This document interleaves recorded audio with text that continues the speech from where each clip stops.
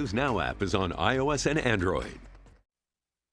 You're watching the KOAM Morning News on Fox 14. Right now at 7, Missouri County clerks stand firm against federal demands for voting machines. The DOJ wants access to 2020 election equipment, but local officials say no.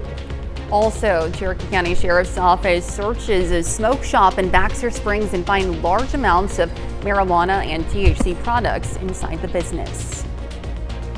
And we've got cloudy skies to start the day, maybe even a stray shower thunderstorm. Otherwise, our Thursday looks great. A look at your forecast coming up. The 4 states' most watched news starts now. Well, good morning and welcome to the KOAM Morning News on Fox 14. I'm Elise Snowy. I'm Chris Warner. It's just after 7 a.m. on this Thursday, September the 4th.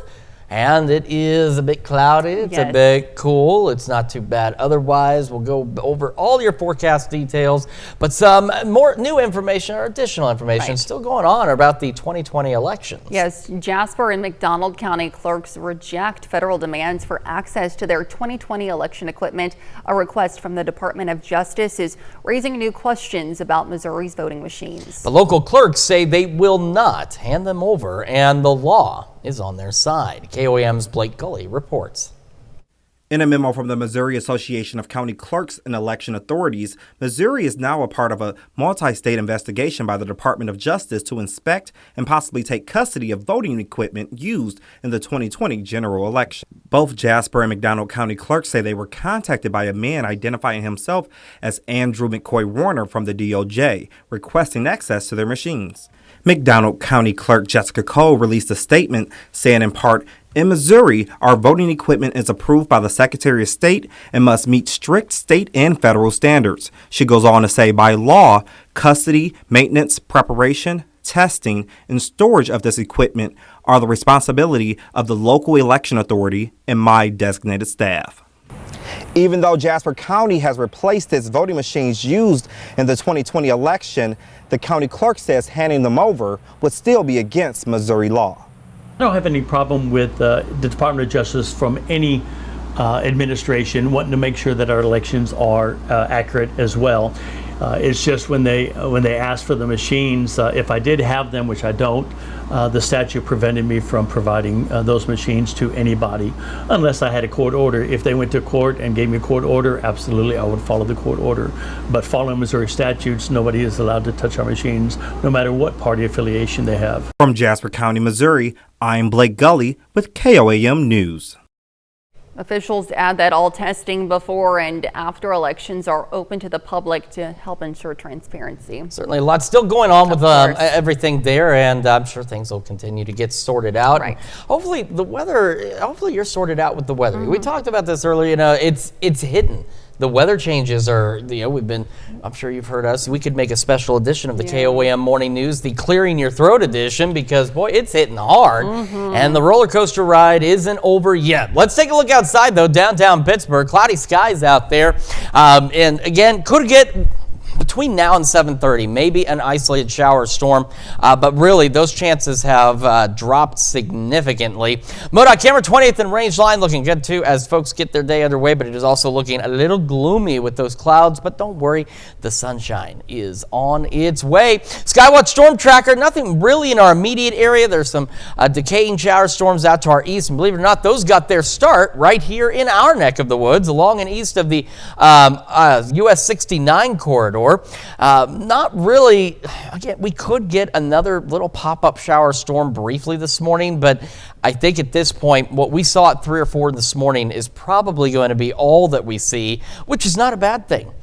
We could go for some drier weather, and that's what we're going to have at least for today. As we head into the afternoon, skies will continue to clear, eventually clear skies by the evening and even into the late evening, but after midnight, our skies will begin to cloud back up ahead of our rain chances for Friday, which we'll go over with you in just a bit. All right, temperatures right now sitting at 62 in Joplin. Take a look at that, 59 in Pittsburgh. 59 degrees down there. Look at these temperatures this morning. Most of us have been in the low to mid 60s, but we've got Pittsburgh and Stockton both a little bit cooler, sitting at 59 each. Miami and Veneta slightly warmer, each at 66 degrees. So a bit of a chilly start in some spots, but we'll warm up a bit. Still below normal though, even though we're early September. It's still early September. Our average high is still into the mid to upper 80s. We're not going to be at that today. Mid 60s by 9, mid 70s by noon. Highs today, upper 70s and low 80s. Winds are expected to be calm. Like I said, skies will begin to clear as we head through the afternoon and evening. However, those clear skies are short-lived ahead of our rain chances increasing on Friday. We'll go over those details with you and how our weekend is shaping up here in just a few more minutes. Elise? All right, Chris, thanks. Well, the Cherokee County Sheriff's Office invoked a search warrant at the Toki Tiki Smoke Shop in Baxter Springs yesterday as part of an ongoing investigation with the county attorney's office. Deputies say they found large amounts of marijuana and THC products inside the business, and detectives are still collecting evidence. We encourage citizens to let us know if they see sales of this nature going on at any of the other stores. Because as said, we want to take this out of the hands, and it is still illegal, and we're going to enforce the laws here. Authorities say currently there have been no arrests throughout the course of the investigation. And earlier this week, the Food and Drug Administration urged that nicotine pouch manufacturers should use child-resistant packaging to prevent harmful interactions with children. This comes after reports of nicotine pouch exposure cases to the U.S. Poison Centers rose between April 1st, 2022 and March 31st, 2025. Past studies have shown that a small dose of nicotine could be fatal to children. According to the FDA, around 72% of nicotine pouch exposure cases involved children under 5.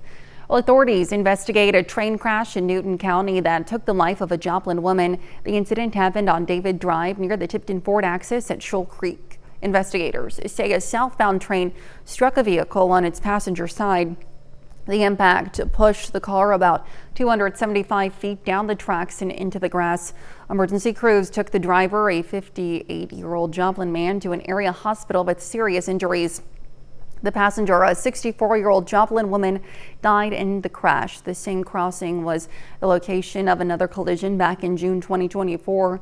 The crossing is a dirt road marked by a plain cross bus with no lights, bells, or alarms. Well, CMVs, or commercial motor vehicles, play a vital role in the 4 states and throughout the world. Now, according to MoDOT, there has been an increase in the number and frequency of fatal accidents involving CMVs, 159 deaths in 2024. That's 22 more than the previous year. We don't allow for, the law does not allow for you to exceed the posted speed limit to pass. So if the truck that's in front of you is doing the speed limit and you're doing the speed limit, you shouldn't be catching them. The right side of the truck towards the back is a blind spot, and the left side of the truck towards the cab is a blind spot. So if you're near the rear tires on the tractor part of the truck, he can't see you there. According to SaveMoLives.com, many passenger drivers between ages 20 and 40 put themselves in danger around these trucks due to inattention and reckless driving. The badge may be silent, but the memories live on. The Kansas City community says goodbye to Officer Hunter Simoncic in an emotional ceremony yesterday. The Southeast Kansas native attended Pittsburgh State University and touched many hearts in the 4 states before he started his career as a KCK police officer. Today, as Gianni Navarro reports, the emotions continued as people lined the streets in front of his patrol car and watched as his procession went by. Family, friends, and colleagues gathered with heavy hearts at Children's Mercy Park to honor the life of fallen officer Hunter Simoncic. There will never be another Hunter. A son, a brother, a friend, and as many described him, a hero and protector whose dream was to become a police officer. This wasn't just a career for him. He genuinely wanted to make a change to the world. He was also someone who left his mark far beyond the badge. Hunter was a good person. His family are good people, and they did not deserve this. Can you hear me from heaven? Loved ones sharing how Hunter had the rare ability to make people feel seen and cared for. He made this world brighter. He reminded us to all live a life more boldly, to love more freely, and to never stop being kind. The service closed with music, prayer, and this special moment, proving the impact Officer Hunter Simoncic had on his community. We thank you for your dedication, loyalty, compassion, and service to the citizens of Kansas City, Kansas, Wyandotte County. And although his life was cut far too short, it is clear his memory will live on forever. Rest easy, my dear friend, until we meet again. In Kansas City, Kansas, Gianni Navarro, KCTV5 News. Now, there is a visitation for family and friends beginning at 1:30 at the St. Patrick Catholic Church in Parsons, Kansas this afternoon. A rosary service with the Mass of Christian burial will follow. The route from the church to the Mount Olivet Catholic Cemetery will be blocked off from 2:30 to 4 p.m. That's Ness Road from Main Street to 21,000 Road. And those are our top news stories this half hour. Coming up, how a local program is helping families with young children in Carthage by providing free diapers for babies and toddlers. And later, we meet the Pittsburg State University's newest president, Dr. Thomas Newsom, and we take a look at what he plans for the university. You're watching the KOAM Morning News on Fox 14. Time now 7:11. We'll be right back, but first, here's a live look from Landreth Park in Joplin.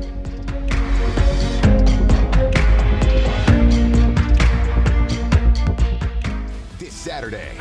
Welcome back. We have Johnny Polito and Ron Burge with us this morning to tell us about a colorful event happening in Southwest Missouri this weekend. Good morning to you both. Good morning. Happy to have you. Thank you. So once again, Jomo Pride happening in Joplin. Talk to me about the events. So much happening. Things kick off tomorrow. So we do a big Pride rally, and then we're going to have a Pride social. Make sure to come to that because we have a bunch of giveaways and free raffles happening. And then we have a free drag show that night. But the big day is Saturday for the Street Festival. So we close things down on Joplin Avenue, and we have theater productions, we have concerts, we have bands, we have drag, we have a little bit of everything, honestly. So, and that's going to feature Thea Austin, voice of Rhythm as a dancer. We're super excited to have her back. So, and then David Hernandez from American Idol as well. So, big names coming to Joplin. Absolutely. And of course, there's a lot of hard work that goes into this, especially for you as the entertainment director, you know, coordinating everything. Totally. You know, kind of talk to me a little bit about your process and, you know, how rewarding it is to see the Pride community and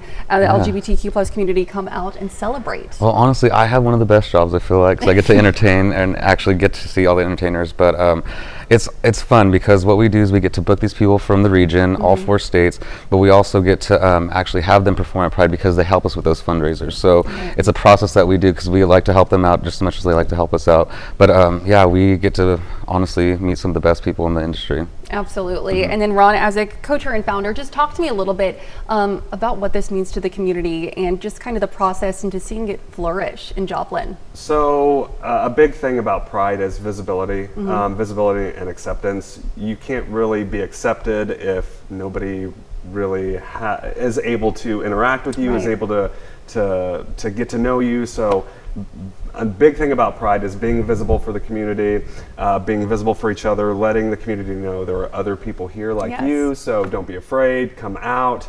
And that's honestly the most rewarding for me is seeing everybody at Pride, you know, not afraid to be themselves. So now, of course, we went over some of the fantastic highlights that folks can look forward to when they do attend. If they want to find any more information, get any more details, or just you know, reach out to be a little bit more part of the community, where can they do so? Absolutely. JOMOPride.org. Visit our website. You can also send us an email, contact@JOMOPride.org. We are always looking for help and volunteers. So if you want to get involved, let's go. Absolutely. Well, thank you guys so much for being with us this morning. We're happy to have you. Good luck on the event. Thank you so much. We really appreciate it. Thank you. We'll be right back. It's Super Timber and only at High Winds.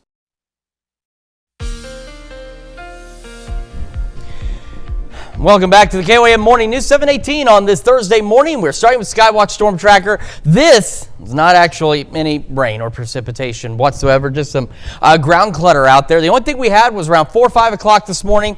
We had some shower storms and they developed east of 69 and have rolled well east of the area. In fact, they're kind of in a dying state. That's what was showing up on Future Track. It's just so far that's been it. And I think that really is going to be it for us for our shower chances this morning. We said before sunrise, and they certainly were 3, 4 o'clock in the morning, certainly before sunrise. The rest of our day, I know it's cloudy and dreary right now, but it will not stay that way. We will have clearing skies as we head through the morning into the afternoon and evening. In fact, by the evening, we should have clear skies out there, but it'll be short-lived. After midnight, clouds will begin to increase and will go mostly cloudy for our overnight hours. Now, by tomorrow morning, early in the morning, could get a stray shower or two, but our rain chances for everyone will gradually begin to increase. So this is another one of those things where I think all of us have a chance for rain. Will all of us get rain all day? No, not necessarily. In fact, as we go later in the day on Friday, the rain chances drop off a bit down in our southern counties. So by 9, I'd say by 8, 9 o'clock, that's when we're going to start to see scattered showers, thunderstorms out there. And they will, again, persist off and on throughout the day on Friday. It's not rain everywhere all at once. Like I said, as we get to Friday evening, you start getting south of I-44, and the rain chances, they're not zero, but they do drop off a bit compared to what's north of I-44. And it will last, again, most of the day. It'll be off and on, but it'll last through most of the day before it begins to wrap up about midnight, 1 a.m., heading into Saturday morning. Saturday, we start mostly cloudy, but it doesn't take long for us to start to clear and go partly cloudy by Saturday afternoon. Now, tomorrow, no severe weather expected, but we have thunderstorm chances. So remember, when thunder roars, head indoors. You don't want to mess around with that. As I mentioned, it's cloudy this morning. It's a bit dreary, but it won't last that. It won't stay that way. Mid-60s by 8, low 70s by 11 o'clock this morning. Into the afternoon, again, skies gradually clearing. Still 8 to 10 degrees below average, upper 70s and low 80s across the area. Winds are expected to be calm. And again, clear in the evening, but then overnight, the clouds increase. We'll go mostly cloudy, back in the low to mid-60s with calm winds or light and variable winds at best. Now, tomorrow will be a bit breezy. It's not thunderstorm-associated winds, just gusty winds in general out of the north, occasionally pushing 20. Take a look at that roller coaster ride we're still on. We're going to drop quite a bit tomorrow. In fact, we still should be into the upper 80s for our average highs, and we're going to be anywhere from 15 to 20 degrees below normal for Friday. Some of you may not make it out of the 60s. As we go into this, we're going to go upper 70s through the weekend, so our weekend looks great. Next week, though, the roller coaster ride continues as we heat up closer to average, mid-upper 80s. Let's check your forecast. We're back with more after this. What have we got? The Andersons. All night. Welcome back. We have John Styron and Kathy Parker Collier from the Neosho Area Habitat for Humanity organization here with us this morning to talk about some fantastic events they have coming up this fall and how you can help support them. Good morning to you both. Thank you so much for being with us this morning. So for those who might not know, just generally tell me about what Habitat for Humanity is and also the work that you do in the Neosho area. Okay. Well, the Neosho Area Habitat for Humanity chapter is really an affiliate of the Habitat International, right, which the whole mission is to provide good, safe, quality housing for people who are financially challenged. Right. And we don't give away houses, Sure. we build houses and help people buy them. So our organization ends up being not just a builder, but a fundraiser, a mortgage holder, a sort of a financial advisor. We do a lot of things to help people get into homes, because a home is like a building block of a stable family, which helps build stable communities. So Yes. it's got a lot of things to it. Absolutely, and specifically talking about the Neosho area and that community, what is the need for this organization, and how are you helping families and individuals? Well, it's just like the whole country. There's a low-cost housing crisis in the whole country, and Neosho feels it too, or the Neosho area. Right. And so there are always people who are living in substandard homes who just have had bad luck financially. Sure. They've had all Yes. kinds of things that have happened that really need a hand up to get into a home and be able to get a mortgage that they can really afford. Right. And we can help with that. Not only do we build the houses, but we help them. Sometimes we finance them, but we help them get into a mortgage that they actually can really afford, and that gives them a financial leg up. Certainly so, and in order to do that, funds and help from the community and support is important. You're having a fall fundraiser coming up called Hammer at Home. Kathy, if you wouldn't mind talking to me just a little bit about that event and how folks can get involved. Well, we're going to kick it off probably next week. We'll start out with emails, and then we have a mailer that we're going to do, and our goal is $20,000. $20,000, yeah. And those funds will go toward literally hammering at home, building the next house for the family to do that. So we'll be kicking that off, and like I said, there will be emails, and then we'll do the mailers, and then it'll run through the fall. Sure. So we want to do as much as we can. Whatever donations we can get will go toward the next house being built. We'll have a presence on social media. Okay. And along with this mailer, and of course events like this where we get to talk about it. We're just inviting, we have a regular network of friends, you know, big mailing list. So we're just inviting those people and everybody in the 4 states who can to help out. And you can go to our website, neoshohabitat.org, to find out how to donate. Absolutely fantastic. A great opportunity for some new community connections there. Is there anything else that you want folks to know about real quickly? I would say that I got to interview one of our homeowners recently, and we're going to be showing some video on our website, on social media, and I was moved almost to tears, literally, by her story of how much difference that home has made for her. Absolutely. Well, important work you all are doing. John and Kathy, thank you so much for being with us this morning. Happy to have you. We'll be right back. Thank you. My medical career started as a physician. Welcome back to the KOAM Morning News on Fox 14. It's currently 7:30. I'm Elise Snowy. Well, a local program is helping ease the financial burden for families with young children in Carthage. The Happy Bottoms diaper program through the McCune Brooks Healthcare Foundation provides free diapers or pull-ups to children under age 4 in the general area. Now, since launching last April, it's already serving more than 550 kids each month. Families just need proof of residency and their child's date of birth to qualify. Distribution happens once a month at the McCune Brooks Healthcare Foundation in Carthage. Well, September is Realtor Safety Month, and one Neosho-based company is hoping to help give realtors the tools to protect themselves. According to the National Association of Realtors, on average, more than 55,000 realtors are victims of crime each year. More than 400,000 reported having no safety protocols in place to protect themselves. Trainers with the Black Rain Ordinance are offering free seminars this month, hoping to give participants practical safety strategies tailored for their work as realtors and tips on how to manage dangerous situations. The Pittsburgh Neighborhood Advisory Council held its monthly meeting yesterday at Memorial Hall. Community members discussed transportation concerns and discussed new initiatives designed to help bring the community together. That includes collaborations with local churches and Pitt State University. The next meeting is set for October 1st. Now let's take it over to Chris for another quick look at your forecast. Yeah, we're looking at our camera downtown Pittsburgh, getting a little daylight in there. Skies are still fairly cloudy though as we get this day started. Same from the MoDOT camera 20th and Rangeline in Joplin. Cloudy skies as folks get their day underway this morning. Skywatch Storm Tracker, most of what you're seeing here is just ground clutter. It's not actual rain, and one of the easy ways to tell is look out, it just suddenly pops up, it appears. Now don't get me wrong, we have pop-up storms, but that's not the case here. We had shower storms very early this morning before sunrise, as promised by FutureTrack and what we talked about yesterday, east of 69, and that's it, we're done. As for the rest of our day, we will eventually have skies clearing as we head through the morning and into the afternoon, and eventually by this evening we will have clear skies. It'll be a pretty nice evening out there for us, and then after midnight our clouds begin to increase across the area ahead of tomorrow's rain.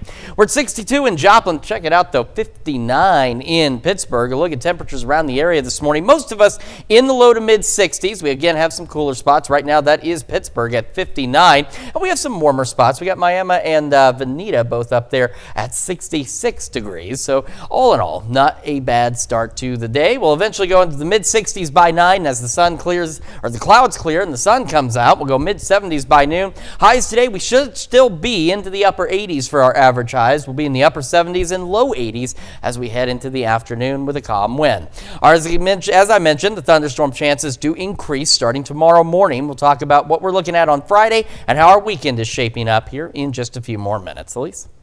All right, Chris, thanks. Well, Pittsburg State University's newest president said he's excited to be in the position. Dr. Thomas Newsom says he has goals for staff and students alike. KOAM's Ty Parks is on campus with this story.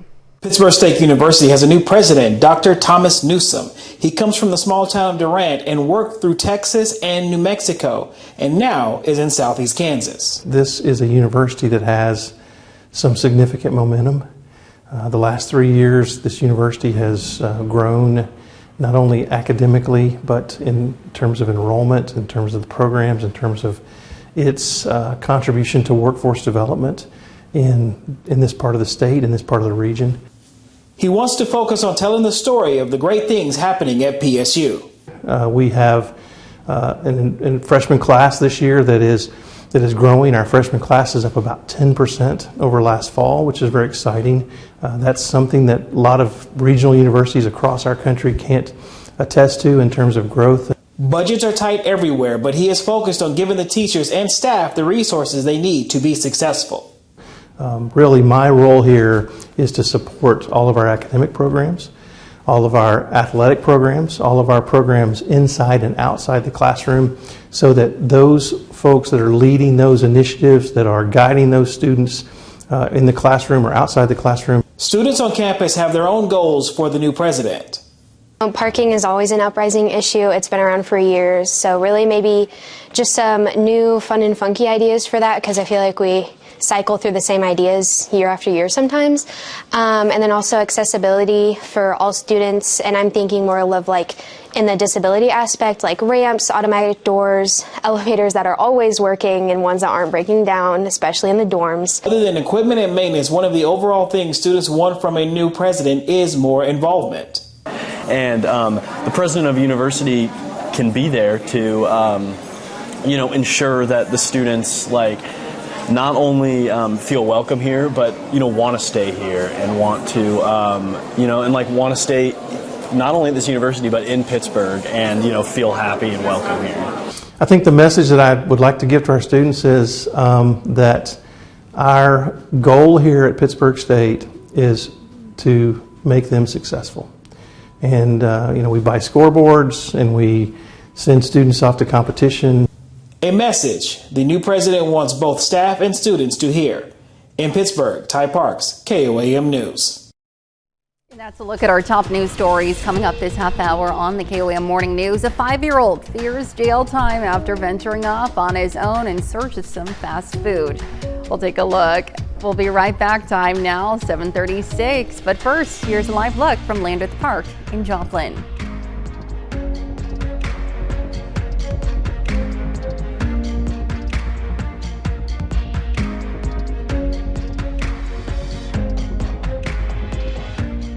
This is it, the Labor Day scene. Friday mornings at 8 on Fox 14. Welcome back. We have Daryl Coyne with the Freedom of Flight Museum with us this morning to talk about the upcoming Wings and Wheels car show and flying event happening this weekend. Daryl, good morning to you. Thank you so much for being with us this morning. Thank you for inviting us. So of course, this is a fantastic event with our Veterans First and the VFW. But talk to me a little bit about the Freedom of Flight Museum, your contribution to this event, and just a little bit of history about the museum for folks who might not know. Sure. We started the museum back in 2012 and really got started in a big way about 2015. And so we've slowly but surely grown the museum until now it's a pretty nice facility. So one of the activities or events that we always had was this Wings and Wheels. And so it had actually kind of outgrown us, and we were getting to where it was hard to put it all together. So we partnered with the Heartland Patriots group, and it's been a real great fit for us. And so for the community, what we do is we tell a lot of history, and history is important now. And our area has a big amount of history, and Pittsburgh up here does too. The other part is education for kids, and one of our main things is bringing in school kids elementary school kids from about a 50-mile radius. And so far we kind of lost count, but 11 to 12,000 kids have come through our program. Yeah. Absolutely. So of course, fantastic events like this not only connects you to different members of the community that you might not have had access to or didn't know about the museum before, but talk to me a little bit kind of about the funds raised and how you guys use them to expand your reach in the four-state community. Well, the funds for this event was a group effort, and we really were able to get enough funds that this whole event is free to the public, every bit of it. So we just went out and talked to people and told them about what we were doing for the community and what maybe they could be doing for the community, and the funds came in. So absolutely, that's incredible. And anything specific that you're looking forward to? I know we've had the chance to talk to our veterans person in the VFW, but any highlights or things that you want folks to really pay attention to and come out and see? Let me read my list real quick. You got it. Okay. Let's go. Because I can't remember this. So we have light aircraft that you can look at, and search and rescue aircraft. We have paragliders and helicopters. We have a sit-in bomber that the kids could get in, and it's a photo op. Wow. We have an airplane under construction that's going to be a project for high school kids to come in and build, and it's going to be made out of powered by electric. We have a hovercraft you can get on and glide around. We have drones. We have a lot of photo ops like balloon baskets and so forth. This year, Stokes Robotics from Carl Junction is bringing in one of their, I call them dogs, but they call them quadrupeds. Okay. And they'll be walking around. That's pretty cool. Yes. We have Star Wars characters coming in. And we never know which ones we get, but this is pretty neat. Yeah, I'm hoping for Princess Leia this time. But you can program a vehicle on Mars. We have flight simulators. Of course, we have the History Museum itself that you can go through. It's still all free. The lower level of our museum has all kinds of navigation and communications equipment and stuff that has been collected. Right. We have custom cars, custom motorcycles. We have a train ride for the kids. We have a monster truck ride. We have fire trucks, rescue vehicles, and police vehicles. We have an offshore racing boat. Wow. You know, one of those big long things? Yes. I can't wait to see that. It's got everything. Yeah. And we also have an aircraft carrier. Okay. Wow. I mean, it's a model, but it's pretty cool. It sounds like it. I mean, just it's something for everyone there. A great, not only interactive, but also educational experience to really partner with the community there. Of course, this is going to be at the Joplin Airport, happening September 6th, starting at 10 a.m. How long does it go to once again? About 4:30, but at 2:45 in the afternoon, a classic rock band will start playing, and that's free too. Absolutely. Well, Daryl, thank you so much for your time today. You're We're welcome. happy to have you. Good luck on the event. Thank you. you. We'll be right back. .com.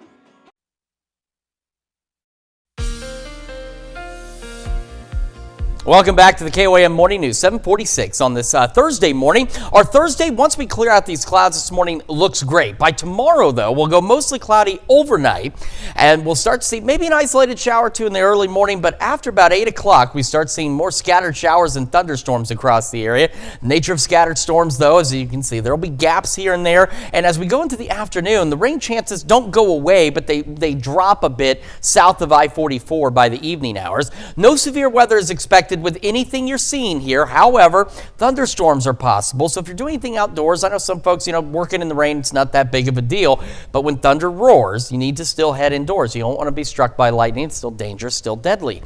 We go into Saturday. By 1 a.m., rain should be done. We'll start off with mostly cloudy skies, maybe even some patchy fog Saturday morning. And as we head into Saturday afternoon, skies will begin to clear. We'll have partly cloudy or even mostly clear skies by Saturday afternoon and evening. So looking pretty good out there. Not looking so good right now, but don't worry. The sun will shine today. We just have to wait a little bit, but we should start getting some clearing by mid to late morning out there. Mid-60s to start. We'll go low 70s by 11 o'clock this morning. Into the afternoon, we're talking about upper 70s, low low 80s. Average high is upper 80s, so not bad whatsoever. It's just this roller coaster ride of temperatures is really messing with folks. I know it's messing with us. I'm sure it's messing with you folks at home as well. Now, ahead of the clouds increasing tonight, we'll have clear skies for the evening. Beautiful evening out there to enjoy.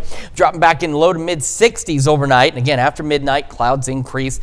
So we'll go mostly cloudy. Got our shower and thunderstorm chances tomorrow. And keep in mind what I just said about our average high to the upper 80s. Look at this. Upper 60s. Some locations may struggle to make it past like 66 degrees tomorrow because of the clouds and rain. But upper 60s, low 70s. Then our weekend looks gorgeous. Get out there, enjoy it. Not a bad start to the week next week. Temperatures climbing, though, to or just a wee bit above average into the mid to upper 80s. That's checking your forecast. We're back with more right after this. It's Super Saturday Hot Seat Multiplier. Earned many medals. We are proud to salute Rick Lee Masters, a four-state hero. This is your wake up recap for September 4th. The top stories to start your day. A train crashes in Newton County and took the life of a Joplin woman. The incident happened on David Drive near the Tipton Ford access in Shoal Creek. Investigators say a southbound train struck a vehicle on its passenger side. Emergency crews took the driver, a 58-year-old Joplin man, to an area hospital with serious injuries. The passenger, a 64-year-old Joplin woman, died in the crash. Authorities are actively investigating the incident. And that's a check of today's Wake Up Recap. And we've got ourselves a pretty decent Thursday. I know it's cloudy now, but those clouds will begin to clear through the morning and afternoon. We'll go into the upper 70s, low 80s, so below normal for us, so not bad whatsoever. We'll have clear skies through the evening, and then after midnight, clouds increase, mostly cloudy tonight, low to mid 60s, and we'll have our thunderstorm chances tomorrow. They'll be scattered throughout the area through the day. No severe weather expected, but remember, when thunder roars, head indoors, and way below normal. Should be upper 80s. We're going to be upper 60s, low 70s. Northeast winds gusting to 20 on occasion. Our weekend, absolutely gorgeous. The start of next week, absolutely perfect. And then as we roll to the second half, it gets hotter, but seasonably hot, maybe a degree or two above average in the mid to upper 80s. So right. Just got to get through this jury start, and got a great Thursday. And thank you so much for joining us this morning. We're back with more news and weather today at noon. Have a great rest of your morning.